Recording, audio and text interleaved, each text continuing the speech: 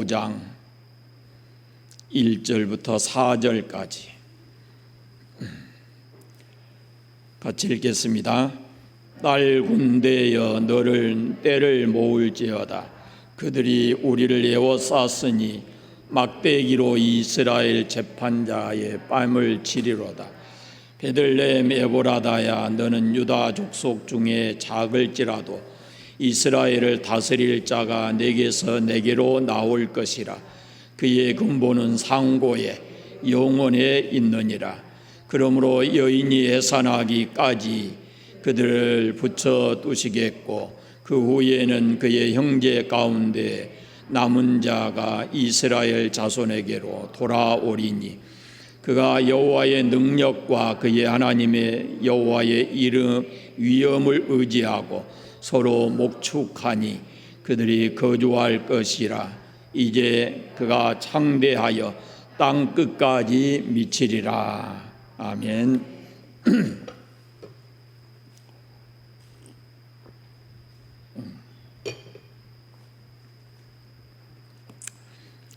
개인이나 나라나 망하는 데는 이유가 있습니다. 바벨론이 쳐들어와서 유다가 망할 것이라 그랬는데 유다가 망하는 것은 유다 지도자들의 부패한 삶 때문이라고 말씀하고 있습니다. 어쨌든 누가 잘못했든 나라가 망하게 되면 백성들은 큰 고통을 받게 되어집니다. 유다 백성들이 포로로 잡혀가게 되고 힘들고 고통스러운 삶이 시작되는 것이죠. 그러나 하나님께서 오늘 말씀을 통해서 보면 유다 백성들을 크게 위로하시고 소망을 주십니다. 유다의 지도자를 바꾸시겠다 이렇게 말씀을 하십니다. 거짓되고 타락된 지도자들을 다 없애고 하나님께서 보내신 참 목자 그가 그들을 다스리게 될 것이다 이렇게 말씀을 합니다. 그들을 다스리게 될 새 목자가 누구냐면은 바벨론 왕도 아니고 유다 백성들 중에서 나는 사람도 아니고 하나님께서 그 목자를 보내신다 그랬는데 그 목자는 사람이 아니다 이렇게 말씀하십니다. 그 근본은 상고에 영원에 있느니라 이렇게 말씀하셔요. 그래서 새로운 목자가 나타날 것이기 때문에 나라가 망했다고 포로로 잡혀가게 되었다고 다 낙담하고 흩어져 버리지 말고 힘을 합해서 서로 끝까지 인내해야 된다라고 미가 선지자를 통해서 말씀을 합니다. 먼저 우리가 생각할 것은 예루살렘이 버림을 받았다 그러는데 이 예루살렘의 멸망을 성경은 세 가지 모습으로 보여줍니다. 그 첫째는 예루살렘이 밭같이 갈물 당했다 이렇게 말씀을 해요. 그러니까 우리가 농촌에 사니까 익히 잘 알지만 농부가 트랙터를 몰고 밭이나 논에 들어가서 땅을 한번 갈아엎게 되면은 그 장면을 생각해 보십시오. 조금까지도 풀이 무성하고 이랬던 곳이 이제 트랙터가 지나가게 되면은 그런 모습이 다 사라져 버리는 거예요. 전의 모습이 없어져 버리는 것과 같아요. 예루살렘이 밭같이 갈물 당한다라는 말씀은 예루살렘의 심판이 그렇게 철저하게 되어진다라는 말씀이거든요. 또 하나는 예루살렘은 무더기가 될 것이다 그랬습니다. 파괴된 예루살렘 도시의 모습이 그렇다라는 말씀이거든요. 그러니까 지진 후에 우리가 그 지진난 상태의 도시들의 모습 또 전쟁으로 파괴된 도시의 모습들을 우리가 텔레비전을 통해서 보잖아요. 예루살렘이 그렇게 폐허가 된 채 아주 무더기로 이렇게 남아있을 것이다 이렇게 말씀하고 있습니다. 그리고 성전의 산은 수풀의 높은 곳같이 될 것이다 이렇게 말씀을 해요. 성전을 돌아보는 사람도 없고 성전에 대한 백성들의 관심이 다 떠나버렸기 때문에 그 성전 안에 수풀이 무성하게 되어서 그게 남아있게 된다라는 그런 말씀을 하고 있습니다. 그러면은 하나님의 성전이 있는 이 예루살렘이 왜 이렇게 되었습니까? 우리가 미가서를 통해서 그 여러 모습을 보았잖아요. 유다의 지도자들이 타락한 겁니다. 앞서 우리가 2장에서부터 쭉 보아왔는데 이 유다 사람들이 지도자들이 밤에 침상에서 사악한 일을 꾸미고 그 아침이 되면 그것을 실행해 삶 속에서 그걸 실천에 옮긴단 말이죠. 그리고 전쟁을 위해서 백성들에게서 거둔 세금을 가지고 칼과 창을 만들었는데 그것을 도리어 백성들을 향해서 들이대고 그리고는 재물을 착취하고 하나밖에 없는 그 많은 사람 집을 가지고 있는 사람들이 하나밖에 없는 사람의 집을 뺏는 이런 탈취하는 모습을 가지고 있어요. 그런데 그 지도자들 중에 왕은 왕대로, 제사장은 제사장대로, 선지자는 선지자대로 그렇게 타락해 있었다라고 말씀하고 있습니다. 그러니까 예루살렘의 이 허영과 사치는 아주 극에 달해 있었는데 그 사치와 허영이 그들이 소유하고 있는 모든 것들이 백성들의 피를 짜낸 것과 같은 그런 것을 가지고 이루어진 것이다 라는 겁니다. 그래서 이런 죄악 때문에 지도자들의 타락과 이런 죄 때문에 하나님께서 예루살렘을 버리신다라는 것이죠. 자, 지금 유다 백성들이 어떤 형편에 있습니까? 나라의 멸망과 성전 파괴라는 엄청난 사건을 지금 앞에 두고 있어요. 선지자들이 입을 통해서 계속 그걸 말씀하고 있는 거예요. 그렇게 된다고, 만약에 그렇게 된다면 그 성전이 있는 예루살렘이 그들에게 무슨 소망이 되겠습니까? 사실 이스라엘 민족의 역사를 보면 AD 70년경에 유다의 그 이스라엘 땅에 로마가 침략에 와서 로마와의 전쟁을 하는데 유대인들이 마지막까지 로마와 항전을 벌였던 곳이 마사다입니다. 유대 땅에 그 광야에 있는데 성지에 가면은 누구나 그 마사다를 한 번쯤은 가볼 수가 있어요. 물론 걸어 올라갈 수도 있고 케이블카 타고 올라갈 수도 있는데 지금도 이스라엘 백성 이스라엘의 학생들은 중고등학생이 되면은 이제 고등학교를 졸업하면 그 이스라엘 사람들은 의무적으로 군대를 갑니다. 남녀를 불문하고. 그런데 고등학생 때 반드시 가야 되는 곳이 두 곳이 있는데 전쟁 기념관하고 그 마사다예요. 거기 가서 나라 사랑하는 교육장으로 그것을 사용을 하고 있습니다. 천연 요새와 같은 곳입니다. 그냥 이렇게 군대가 침범할 수가 없는 그런 곳이에요. 그 안에 성처럼 쌓아졌고 거기에 뭐 물을 어떻게 받고 하는 상상할 수도 없는 곳이에요. 그런데 로마 사람들이 그 마사다를 점령할 때 어떻게 하냐면은 뒤에서부터 이렇게 흙을 채웁니다. 거기 위에까지 흙을, 그 높은 절벽과 같은 곳을 흙을 채워가지고 그리 이렇게 군인들이 침범에 들어와요.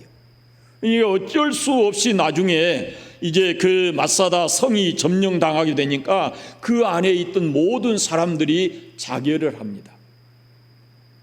끝까지 항전하다가 죽는 겁니다. 왜 그랬을까요? 나라도 없고 이제 성전도 다 파괴되어 버렸으니까 그들에게 살아야 할 소망이 없다라는 겁니다. 만약에 산다고 해도 로마의 속국이 되고 로마 사람들에게 그 모욕적이고 비참한 삶을 살아야 되기 때문에 노예로 끌려가서 굴욕적인 삶을 살아야 되기 때문에 하나님의 백성으로서 더 살 이유가 없다라는 것을 얘기하고 있어요.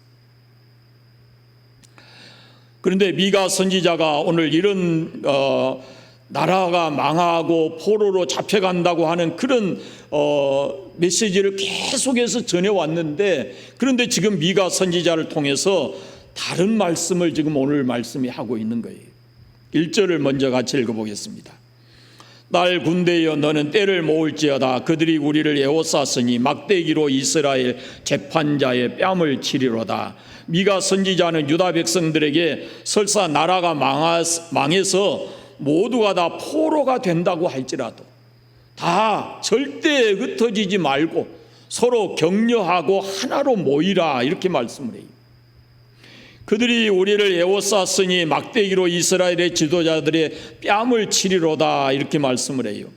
바벨론이 예루살렘을 에워싼다는 것을 의미하는데, 그때가 되면은 유다의 지도자들이 그렇게 백성들을 힘들게 하고 죄를 짓고 타락해 있던 그 지도자들이 바벨론 사람들로부터 굴욕을 당하게 될 것이다 라고 말씀하고 있는 거예요. 뭔 굴욕을 당하냐? 막대기로 우리의 재판관의 뺨을 치리로다 그랬습니다. 여러분, 사람이 맞을 때 매를 맞고 한다 할지라도 가장 그 치욕적인 것이 어디냐면 뺨 맞는 거거든요. 뺨 맞을 것처럼 굴욕적인 것이 없어요. 맞는다고 이게 다 똑같이 맞는 게 아니에요. 학교 다닐 때 보면은 선생님들 중에 조금 이상한 그 성격을 가진 분들이 있어요.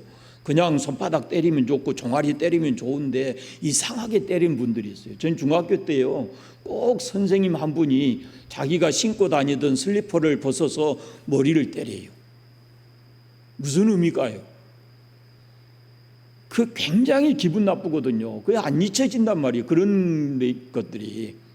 근데 지금 그래도 한 나라의 지도자하고 모든 백성들의 그 지도자였는데 이제 붙잡혀 가지고 바벨론 사람들로부터 뺨을 맞는다라는 겁니다. 사랑하는 여러분, 왜 유다 백성들에게 이런 아픔과 고통스러운 삶이 주어집니까?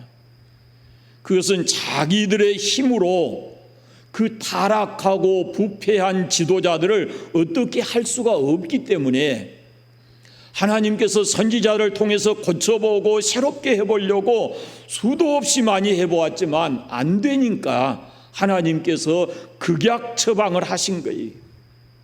그 방법이 아니면 타락한 지도자들을 몰아내고 새로운 지도자가 올 수 없다, 세워질 수 없다는 거예요.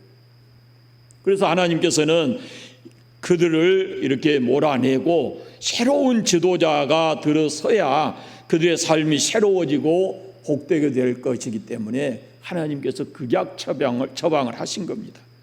여러분, 오늘 말씀이 주는 의미가 여기 아주 중요한 의미가 있어요. 사람의 본성은 누구든지 타락하고 부패해 있는 본성이 있어요.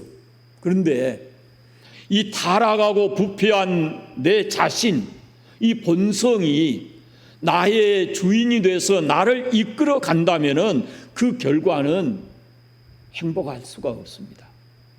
그럼 예루살렘이 망하는 것처럼 무서운 거예요. 그 아픔이고 고통이고 행복하지가 않습니다. 그래서 하나님께서는 때로 우리의 삶에 어려움과 고통을 주어서 타락된 그 본성인 나를 버리고 새로운 지도자, 새 주인이신 예수님을 만나게 하시는 거예요. 그래서 예수님을 내 인생의 주인으로 모시고 살아가도록, 그래야 네가 웃을 수 있고 네가 아름답고 복된 삶을 살 수 있고, 그렇게 되기 때문에 하나님께서 우리에게 때로는 우리가 감당하기 힘들지만 고통스럽지만 하나님께서 우리에게 극약 처방을 하실 때가 있다는 거죠. 내 마음의 성전에서 나를 움직여 왔던 옛 주인 사단, 내 육체적 본능의 사람, 이것을 몰아내고 그 자리에 예수 그리스도를 새 주인으로 모시면 그때로부터 우리에게 복된 삶이 주어진다라는 말씀입니다. 본문이 우리에게 주는 아주 중요한 메시지는 하나님께서 새로운 목자를 주신다라고 하는 말씀이에요. 자, 2절을 같이 읽어보겠습니다. 베들레헴 에브라다야, 너는 유다 족속 중에 가장 작을지라도 이스라엘을 다스릴 자가 내게서 내게로 나올 것이라. 그의 근본은 상고에 영원에 있느니라. 아멘. 모든 부모가 그렇듯이 하나님께서도 그의 백성들의 삶이 아름답고 풍성한 삶을 살기를 원하시죠. 그런데 지금 유다 백성들은 못된 지도자를 만나가지고 그들의 삶이 행복하지가 않는 거예요. 그래서 하나님께서는 그들의 삶을 아름답고 행복하게 만들어 주시려고 새로운 지도자를 주시겠다라고 말씀하는 거예요. 그런데 오늘 본문에 보면은 그 새 지도자가 태어날 곳이 바로 유다 고을 중에 작은 베들레헴이다 그랬습니다. 베들레헴 에브라다야 그랬죠. 새 지도자가 베들레헴에서 난다는 것입니다. 예루살렘에서 나는 게 아니에요. 예루살렘이 종교의 중심지예요. 그런데 예루살렘에서 나는 게 아니고 베들레헴에서 난다라는 겁니다. 이 말씀 우리가 성탄절 되면 많이 봤잖아요. 이것은 예수님께서 베들레헴에 탄생하심으로 이 말씀이 성취되었어요. 동방의 박사들이 예수님 탄생하셨을 때 와서 묻잖아요. 어디에서 나겠는가 메시아가. 그랬더니 서기관들이 베들레헴이라고 가르쳐 줍니다. 그리고는 이 베들레헴에서 새로운 지도자가 난다, 새 왕이 난다는 것을 그들도 알고 있었는데 가서 경배하지 않습니다. 동방에서 온 그 박사들 외에는 누구도 경배하러 간 사람이 없습니다. 왜? 가고 싶었겠지요. 그런데 헤롯이 두려웠던 겁니다. 그래서 새로운 지도자로 인해서 이 사람들이 그를 경배하거나 그로 인해서 어떤 변화를 싫어한 겁니다.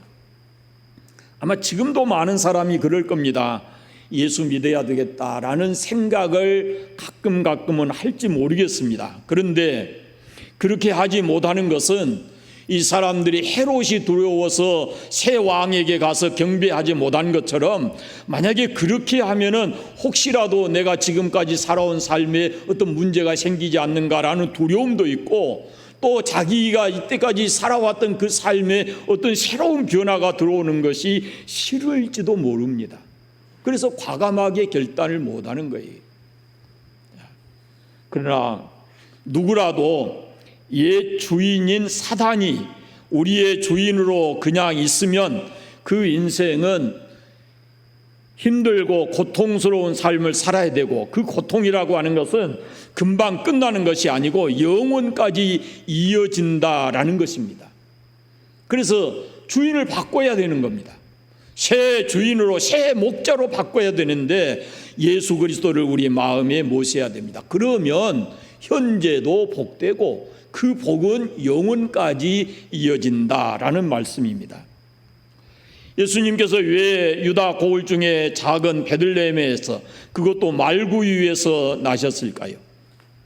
성탄절 때 많이 말씀드렸습니다. 그것은 가장 낮은 자까지도 예수님은 구원하셔야 되기 때문에 그러므로 예수님은 가장 낮고 천한 자, 그들도 버림받지 않고 그들도 예수님으로 인해서 구원받을 수가 있는 겁니다. 중요한 것이 오늘 말씀해 보면 그분의 근본에 대해서 말씀을 하시는데 그분의 근본은 상고에 영원에 있느니라 이렇게 말씀을 했어요. 무엇을 말씀하냐면은 새로운 지도자는 전에 있던 지도자와 같이 얼마 살다가 죽으면 또 다른 지도자가 오고 이런 게 아니라는 거예요. 또 바뀌는 그런 사람이 아니라 그는 영원부터 계신 분으로 한번 우리의 지도자가 되면은 영원토록 우리의 목자, 우리의 지도자가 될 수 있다라는 말씀입니다. 예수님 우리가 마음에 모시면 그분이 우리의 인생의 주인으로 나의 구원자로 끝날까지 세상 끝날까지 그리고 하나님 나라에 우리를 이르도록 그분은 우리의 주인 되어서 우리를 다스리시는 겁니다. 결코 전의 지도자들처럼 백성들을 괴롭게 하거나 착취하거나 그러지 않습니다. 그분은 온전히 우리를 유익하게 하시는 분입니다. 한 가지 더 생각해 볼 것은 우리의 옛 주인인 사탄은 우리를 죄로 끌고 가서 우리를 멸망시키는 것이 그의 목적입니다. 그러나 새 주인이 되실 예수님께서는 하나님의 아들로 이 땅에 오셔서 우리를 죄로부터 건져주시고 우리에게 새 생명을 주셔서 영원토록 하나님을 기쁘시게 하는 그런 삶을 살게 하신다라는 말씀입니다. 4절을 같이 읽어보겠습니다. 4절. 그가 여호와의 능력과 그의 하나님의 여호와의 이름을 의지하고 서서 그 목축가 아니 그들이 거주할 것이라. 이제 그가 창대하여 땅 끝까지 미치리라 그럽니다. 새 지도자 즉 새 주인이신 예수 그리스도의 통치의 방법을 말씀하고 있습니다. 인간적 방법으로 다스리지 않습니다. 어떤 힘이나 권력을 가지고 다스리는 게 아닙니다. 예수님께서는 그 나라를 세워가시는 방법이 사람인 유대 지도자들과는 전혀 다릅니다. 유대 지도자들은 군림하고 뺏고 잘못된 재판하고 이렇게 했잖아요. 그런데 새 지도자이신 예수님은 그 나라를 세워가시는 방법이 뭐냐면은 자기 희생이고 섬김입니다. 그리고 그들을 위해서 자기 생명을 내주십니다. 예수님께서는 인간에게 불행을 가져다주는 모든 죄를 없애시려고 십자가를 지셨습니다. 그렇게 함으로써 인간의 죄가 사해지고 그 죄가 인간에게 가져다주는 모든 불행이 사라진다고 하시기 때문에 그래서 예수님이 죄를 대신해서 십자가에 죽으신 겁니다. 그리고 이제 그분 안에 들어오는 모든 자에게 주님께서는 안전하게 거주하도록 합니다. 쉼을 주시고 평안을 주시고 죄로부터 자유하게 하시고 영원한 생명을 갖고 살게 하십니다. 더 이상 세상을 두려워하지 않아도 됩니다. 하나님의 능력을 가지신 그분이 이제 악한 세력에 굴복하지 않기 때문에 우리가 그분 안에 있으면 세상의 악한 세력, 어둠의 권세를 두려워할 이유가 없다라는 겁니다. 그래서 그분 안에 가장 우리의 안전이 거기에 있고 전능하신 그분이 우리를 지켜주실 것이기 때문에 거기가 가장 안전한 곳이다라는 말씀입니다. 마지막으로 3절을 같이 읽어보겠습니다. 3절. 그러므로 여인이 해산하기까지 그들을 붙들어 두시겠고 그 후에는 그의 형제 가운데에서 남은 자가 이스라엘 자손에게로 돌아오리니. 아멘. 먼저 이 새 지도자, 새 주인이 오시기까지, 그러므로 여인이 해산하기까지 그들을 붙들어 두시겠고 그랬습니다. 두 가지 뜻이 있습니다. 즉 여인이 해산하기까지는 메시아가 오시기 직전을 의미함과 동시에 메시아를 기다리는 백성의 고통을 암시하고 있습니다. 유다 백성들이 이 새 주인이 오실 때가 되었다라는 것인데 그 새 주인이 오시기까지는 그들이 때로는 고통스러워도 그 고통을 인내하면서 살아야 된다라는 말씀을 하고 있는 겁니다. 오늘 우리에게도 이 새 주인은 이미 오셨잖아요. 새 주인이 이미 오셨고 우리 안에 계시고 우리 곁에 계십니다. 문제는 이미 와 계신 예수님을 왜 새 주인으로 모시지 못하느냐라는 것인데요. 그것은 아직 우리 안에 살아있는 옛 성품, 죄성 때문에 그렇습니다. 그걸 버려야 그리고 예수님을 새 주인으로 모셔야 되는데 그 예수님이 새 주인이 돼서 우리를 온전히 다스리기까지는 우리가 때로는 고통스러운 삶을 살아야 된다라는 겁니다. 여러분 생각해 보시오. 우리를 지배해왔던, 지금까지 우리를 지배해왔던 우리의 주인이 사단이었는데 그런데 우리가 새 주인에게로 옮겨가려고 그러는데 이게 그냥 새 주인을 순수히 따라가도록 그것이 그 옛 주인이 내버려 두겠습니까? 수시로 찾아와서 내가 너 주인이다 라고 우리를 건드리고 유혹하고 넘어뜨리고 그런단 말이죠. 그러면 그때마다 우리가 힘들어지고 갈등하고 고통을 겪을 수밖에 없다라는 거예요. 한 가지 더 말씀드리면, 오늘 예수님을 새 주인으로 모시고 산 사람들도 이 한 가지 기억해야 합니다. 예수님이 재림하실 때를 기다려야 되는데, 예수님 반드시 오신다고 그랬잖아요. 반드시 오신다고. 그런데 그분이 오시기까지 말세의 성경에는 고통이 따라온다 그렇게 말씀을 해요. 마지막 때에.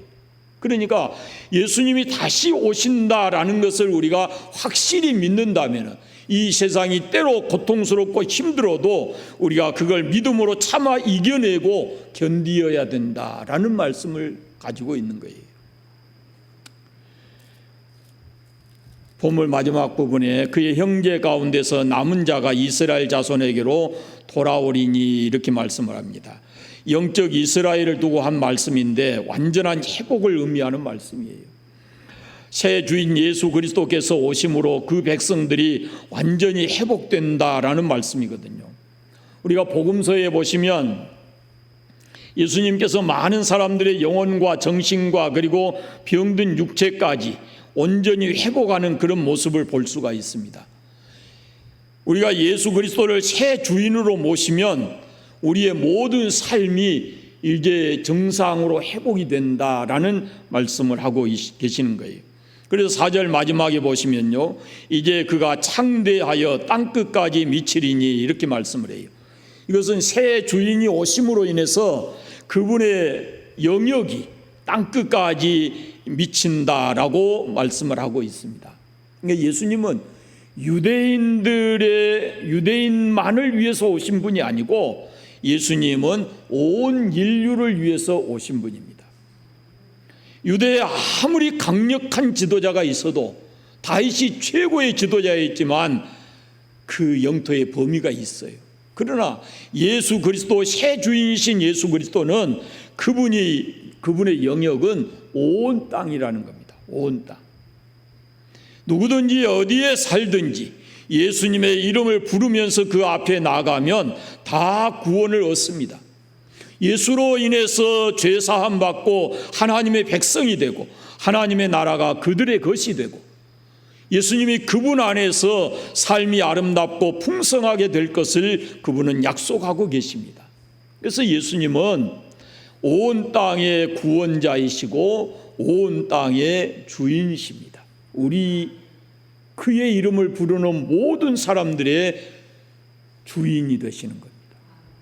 그래서 우리가 주 예수 그리스도 할 때 바로 그런 의미를 가지고 있습니다. 예수님 그분이 바로 나의 주인이십니다 라는 말씀이에요. 오늘 말씀의 결론입니다. 여러분, 예루살렘 성전이 있었고 거기 날마다 그 성전에서 하나님의 말씀이 선포되고 있었습니다. 그러나 유다의 지도자들은 눈에 보이는 강대국을 의지하고 하나님 말씀을 붙들고 살지를 못했습니다. 그러다 보니까 그들에게 필요한 것은 세상적인 힘이었습니다. 그래서 그 힘을 얻기 위해서 백성들을 착취하고 백성들의 삶을 힘들게 했습니다. 그런데 그들의 삶은 곧 수치와 굴욕적인 삶으로 이어졌고 그리고 나라를 망하게 만드는 역할을 했었습니다. 여러분, 우리에게 정말 중요한 것은 하나님과 나와의 관계입니다. 내가 물질을 얼마나 소유하고 있느냐, 내가 세상에 어떤 권력의 자리에 있느냐, 이것이 아닙니다. 하나님의 말씀을 떠나서 여러분이 아무리 세상에 안전장치를 잘 해놓았다 할지라도 결코 안전할 수가 없는 것입니다. 이 사람들 생각해 보세요. 유대 지도자들, 권력의 힘을 가지고 더 많은 돈을 가지고 자기들의 안전장치를 하려고 했지만 그들이 결코 하나님의 말씀을 떠난 이상 그것은 자기들을 보호해 줄 수 있는 안전장치가 아니었습니다. 가장 안전한 것은 우리가 하나님 말씀 안에 있고 하나님께서 우리를 지켜주실 때 우리가 가장 안전한 것이다 라는 말씀입니다. 자, 한번 이 마지막 결론으로 제가 질문으로 드리는 말씀을 한번 여러분 스스로 답을 해보십시오. 나 자신은 내 인생의 주인이 되어서 살아가고 있는가? 그 인생의 마지막이 무엇이라고 생각하는가? 내가 내 인생의 주인이 되어서 살아간다면 그 인생의 마지막이 무엇이라고 생각하는가? 라는 겁니다. 이것에 대한 답을 오늘 말씀이 우리에게 주고 있는 거예요. 예수 그리스도를 여러분의 새 인생의 주인으로 모시고 그분의 말씀을 따라 살아가시기를 바랍니다. 이 땅에서 그래야 행복하게 살아갈 수 있고 소망 있는 삶을 살 수 있습니다. 요즘에 복음성가 가운데 우리의 행복은 예수 그리스도 안에 있습니다. 예수가 우리의 행복입니다. 내가 그분 안에 있는 것이 행복이다라는 것을 잊지 마시고 잠시의 행복이 아닌 영원한 행복, 그 행복을 날마다 맛보며 살아가시기를 바랍니다. 기도하겠습니다. 하나님 아버지 감사합니다. 오늘도 우리를 주의 전에 불러주시고 성전을 통해서 하나님을 만나고 하나님의 말씀을 듣게 하시니 감사합니다. 아버지, 우리의 연약하고 부족한 모습을 주께서 아십니다. 주님이 붙들어 주지 않으시면 우리가 흔들리고 세상 것에 치우치고 세상 것에서 만족을 찾고 살아갈 수밖에 없는 연약한 저희들입니다. 권능의 장중에 붙들어 주셔서 세상 것이 아닌 주 안에서의 참된 행복, 주 안에서의 참된 보물을 발견하게 하시고 날마다 주님 안에 있는 것을 행복으로 여기고 살아가는 저희들 되게 해주시기를 원하옵고 기도합니다. 예수님이 우리의 주인이십니다. 주인의 말씀 따라서 살아가는 저희들 되게 하여 주옵소서. 아직도 꿈틀거리는 나의 옛사람, 옛 욕심들 다 십자가 앞에 내려놓게 하시고 나를 위해서 나에게 영원한 생명을 주시기 위해서 십자가에 죽으신 예수님을 나의 주님으로 모시고 주님 말씀 따라 살아가는 저희들 삶이 되게 해주시기를 원하옵고 기도합니다. 아버지, 우리가 사는 세상이 너무 힘들고 불안하고 어렵습니다. 우리를 붙들어 주시고 함께 해 주시고 늘 주 안에서 주님과 동행하는 삶을 살아가게 해 주시기를 원하옵고 기도합니다. 위로부터 오는 지혜와 능력을 힘입어 하루하루 살아가고 감사하면서 살아가는 저희들 되게 하여 주시옵소서. 주일이 돌아올 때까지 우리 삶의 현장에 주님과 함께 있게 하시고 주님이 도우심으로 안전하게 해 주시기를 간절히 원하옵고 예수 그리스도의 이름으로 기도드립니다. 아멘.